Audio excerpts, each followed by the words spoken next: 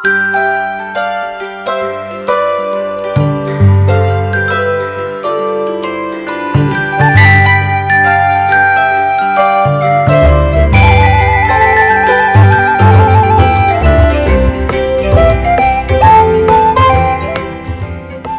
pagi sahabat Morning Call GPIB, berjumpa lagi dengan saya Pendeta Novayanti Astrid Matika Walambe yang saat ini bertugas di GPIB Jemaat Ora et Labora Semunte, Kalimantan Barat.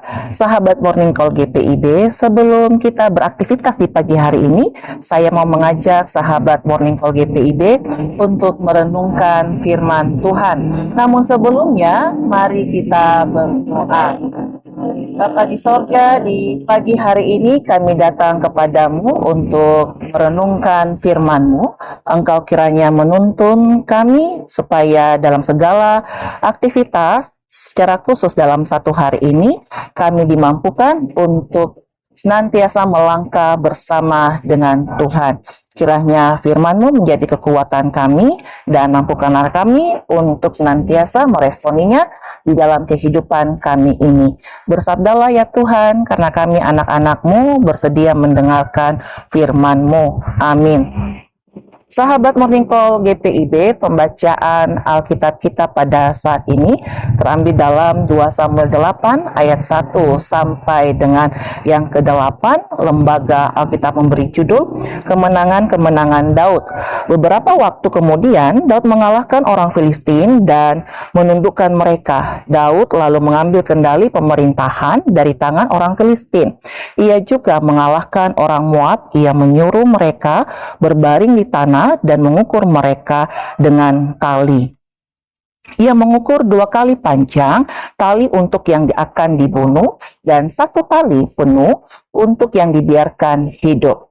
Begitulah orang Moab takut kepada Daud dan harus mempersembahkan upeti. Selanjutnya, Daud mengalahkan Hadadezer bin Rehob, Raja Sobah, ketika ia pergi memulihkan kekuasaannya atas sungai Efrat. Dari dia, Daud menawan 1.700 tentara berkuda dan 20.000 tentara berjalan kaki. Daud lalu menyuruh memotong urat keting semua kuda kereta, tetapi menyisahkan 100 ekor kuda kereta.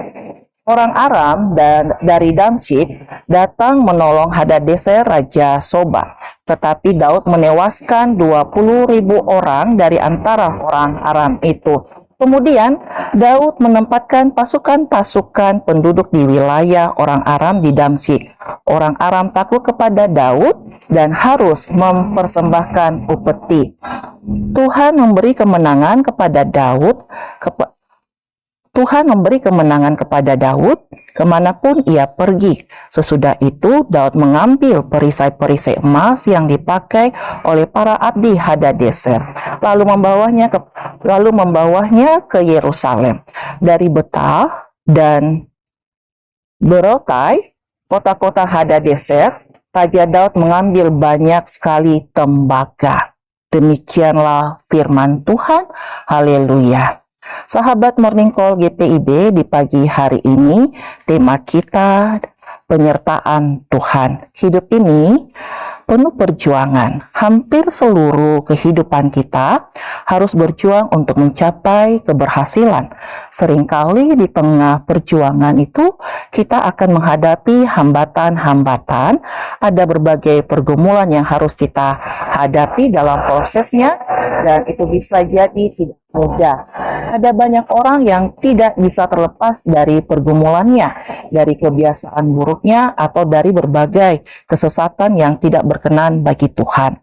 Ada banyak orang yang jatuh bangun, terus berusaha untuk bangkit, namun lagi-lagi gagal. Karena itu kita perlu belajar dari orang-orang yang memiliki banyak pengalaman akan keberhasilan.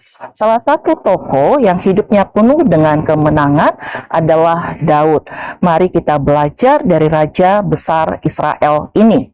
Dalam 2 Samuel 8 ayat 1 sampai dengan yang ke-8, serangkaian kemenangan diperoleh Daud dengan gemilang.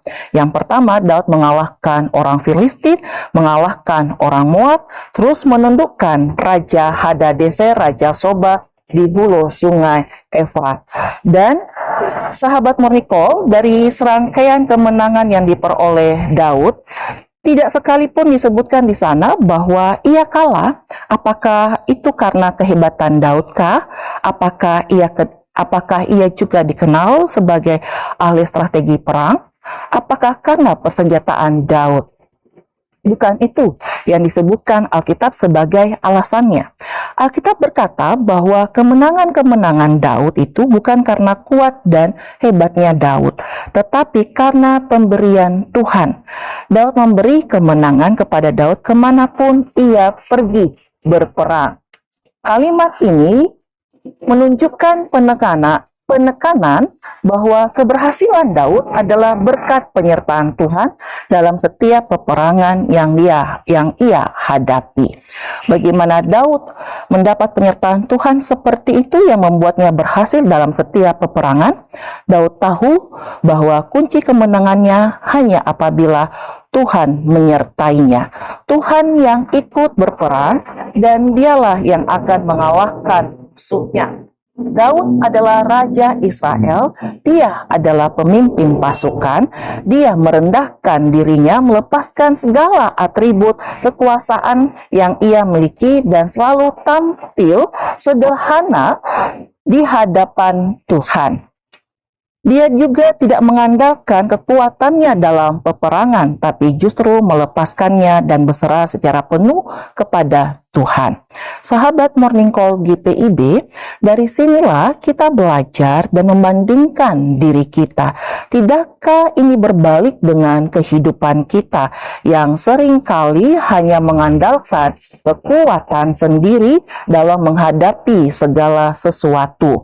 Tuhan akan jadi alternatif terakhir ketika semua usaha kita mentok. Kita terbiasa cenderung mengandalkan kuat dan hebatnya manusia. Seharusnya Tuhanlah yang ditempatkan di depan kita.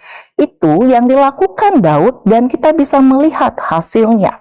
Pagi ini sahabat Morning Call, kita diajak untuk tidak melupakan Tuhan dan tetap menempatkannya di pusat kehidupan kita. Penyertaan Tuhan adalah janji kehadiran dan perlindungannya yang aktif dalam setiap musim kehidupan kita. Bersama Tuhan, kita tidak terbebas dari masalah, tetapi dimampukan untuk melewatinya. Kuasanya mengubah ketakutan dan menjadi kekuatan, membawa perbedaan nyata dan menjadi sumber kemenangan bagi umat yang percaya. Amin. Demikianlah firman Tuhan yang kita dengarkan di pagi hari ini. Mari kita tutup dengan doa.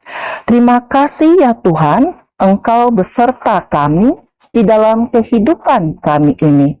Biarlah dalam setiap pergumulan, permasalahan, kami dimampukan untuk terus mendapatkan kekuatan Tuhan dan penyertaan Tuhan. Sehingga di pagi hari ini, firman-Mu yang menjadi kekuatan kami. Oleh karena itu, penyertaan-Mu selalu menaungi kami dalam setiap kehidupan kami, secara khusus bagi sahabat Morning Call GPIB. Berkatilah kami ya Tuhan, tuntun kami dengan kuat kuasa Roh Kudus-Mu. Amin.